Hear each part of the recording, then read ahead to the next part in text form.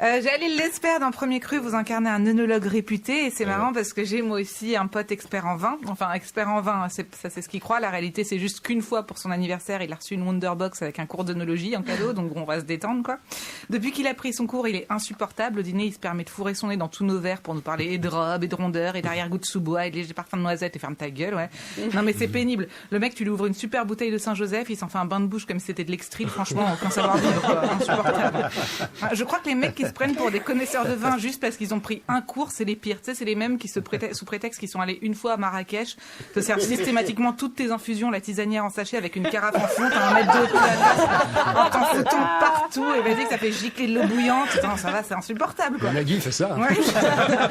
Les origines, tu sais, c'est ça. Enfin, de toute façon, pour recevoir une Wonderbox en cadeau, je sais pas si vous voyez ce que c'est, les trucs qu'on reçoit des loisirs, faut quand même être un peu un cas social. Je veux dire, on t'offre quand même un loisir, ça raconte quelque chose sur toi. Je veux dire, t'es adulte. À partir d'un certain âge, on n'est pas supposé choisir des activités pour toi. Pilotage en Ferrari, week-end insolite dans les arbres, parc et aventure, cours de cuisine. Non, mais attends. Et pourquoi pas un cours de poney au jardin d'enfants aussi? Non, faut se rendre à l'évidence. Si t'as plus de 10 ans et que tu reçois ça en cadeau, c'est vraiment que tes potes te prennent pour un débile, quoi.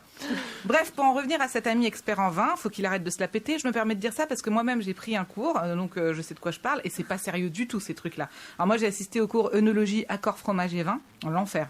Déjà, t'arrives, on te fait descendre au sous-sol pour t'emmener à la cave. Il fait froid, il fait sombre, ça pue, mais va savoir pourquoi. Les gens sont hyper contents. Ils marchent à 2 à l'heure en regardant les murs tout humides et tout, comme si on allait visiter les catacombes. À un moment, tu dis soit ils sont au bord du burn-out, soit ils ont jamais descendu les poubelles, mais il y a un problème, quoi. Attends, faut arrêter. La cave à vin, c'est juste une cave normale au sous-sol d'un immeuble, entre une cave d'un particulier, des graines de raticide et le local poubelle. Il y a pas de quoi s'extasier, quoi. Bref, t'arrives donc dans la cave et là, les gens, une déprime totale.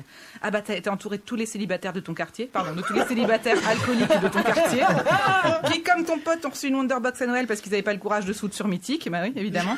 Et alors là, le moment le plus gênant de ce genre d'activité, le moment du tour de table, du tour de tonneau, où chacun vient expliquer ce qu'il est venu chercher. Alors comme personne n'ose dire du cul, chacun il va de sa petite métaphore salace autour du vin. Alors le corps du vin, la robe du vin, allez, parfois t'en as un qui ose, la cuisse du vin, parfois t'en as un qui ose, une bonne dégustation et puis pourquoi pas de belles rencontres. Et vas-y que tout le monde se regarde avec un petit regard complice dégueulasse. Là t'as une meuf ou un mec ou un paquet de clopes, on sait pas ce que c'est, qui prend la parole là. Dominique, passionnée de cépage, je suis comme le bon vin, je me bonifie avec le temps. Alors elle, si elle dit vrai, tu te dis que t'aurais vraiment bien aimé l'avoir quelques années avant, ça devait être un sacré spectacle, quoi. Une fois que les présentations sont terminées, on te demande de prendre place avec la personne de ton choix. La personne de ton choix, rien que ça déjà c'est une vanne en soi, quoi. Non, parce qu'il faut voir ce qu'il y a, quoi. Et alors là, après qu'un type bourré nous informe rapidement sur les dangers de l'alcool, on a eu droit à la mise au point des fondamentaux. Type de vin, accord, œil, nez, bouche, puis au fromage. Alors bon, moi je veux pas jouer l'énorme beauf qui veut absolument rentabiliser le prix du cours, mais je préfère prévenir, les petits morceaux de fromage, c'est pas des morceaux, c'est des miettes. C'est pas possible, c'est les mêmes que ceux qu'ils mettent dans le raticide, quoi. Mais c'est pour ça que ça s'appelle dégustation. Le truc, il est tellement petit, quand tu le mets dans ta bouche, tu le laisses fondre pendant des heures comme un oscillococcinum, parce que sinon tu le croques, c'est fini, t'as la dalle, y a plus rien, quoi. Non mais c'est quand même hyper frustrant. T'es là avec un sublime verre à pied énorme dans lequel on te verse 3 gouttes qui, en plus, faudrait soi-disant cracher, un petit bout de fromage sur un cure-dent. Je veux dire, pour pousser le sadisme, manquerait plus qu'on t'apporte un saucisson en plastique et ça y est, t'as droit à un apéro imaginaire, en fait. Bon, on a commencé avec un fromage très jeune, très léger, pour finir avec un bleu qui défonce puis de l'époisse. Oula. Le gars tout rouge qui faisait semblant d'être sommelier nous a expliqué que pour le palais, c'était mieux de commencer avec quelque chose de plus fin. Et enfin, moi, je pense aussi que 16 personnes qui bouffent de l'époisse dans une cave en sous-sol vaut mieux que d'être bourré et que ça arrive en fin de soirée. Enfin, tu vois, c'est insupportable.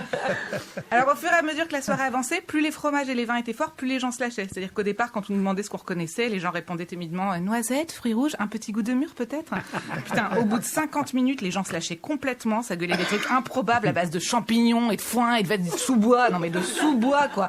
Non mais faut arrêter. Qui a déjà bouffé un sous-bois pour savoir ce que ça peut avoir en bouche? Non mais faut n'importe quoi. Non, mais alors à la fin du cours, on est tous repartis avec un petit cadeau, un bouchon, pour si éventuellement un jour chez toi t'as une bouteille à conserver.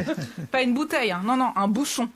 Alors Dominique a proposé de se faire la petite sœur chez elle. Je sais pas si elle parlait d'un membre de sa famille ou d'une bouteille. Moi, en tout cas, j'ai préféré pas y aller.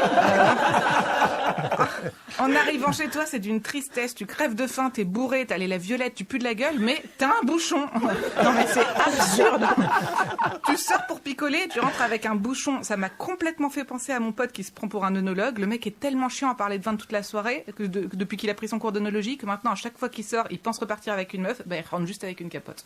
Parfait. Merci Nora. La bande originale. Lady sur France Inter.